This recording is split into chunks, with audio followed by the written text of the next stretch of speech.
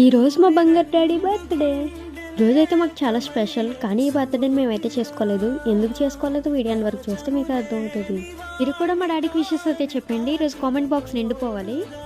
ఈరోజు నా లైఫ్‌లో మోస్ట్ ఇంపార్టెంట్ పర్సన్ బర్త్‌డే అయితుంది. అది ఎవరిదో కాదు, మా డాడీది. మా డాడీ బర్త్‌డే వచ్చేసి మేము ఎవ్రీ ఇయర్ దీపావళికి చేస్తాము. ఎందుకనుకుంటున్నారా? మా డాడీ ఎప్పుడు పుట్టారు డేట్ అది అడిగితే మా నాన్నమ్మ వాళ్ళు మర్చిపోయాము. కానీ మీ డాడీ అయితే దీపావళి రోజు పుట్టారన్నారు. అందుకే మేము ఎవ్రీ ఇయర్ దీపావళి ఇప్పుడు వస్తే అప్పుడే మా డాడీ బర్త్‌డే చేస్తాం. మేమైతే చాలా ప్లాన్స్ వేసాం. డాడీ బర్త్‌డే ఇలా చేద్దాం, అలా చేద్దాం. మనమైతే చేసి స్టేజ్‌కి వచ్చాం. చిన్నప్పుడు మనకి ఏమో తెలియదు. ఇప్పుడు మన డాడీకి మనం కాకపోతే ఇంకెవరు చేస్తామని చెప్పి చేద్దామని చాలా ఎక్స్పెక్ట్ చేసాం.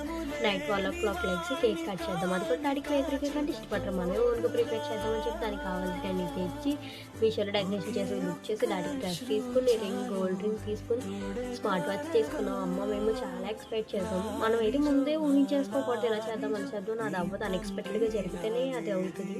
మార్నింగ్ లేసి ఇంకా డాడీకి విషెస్ అది చెప్పేసి ఇంకా నార్మల్గా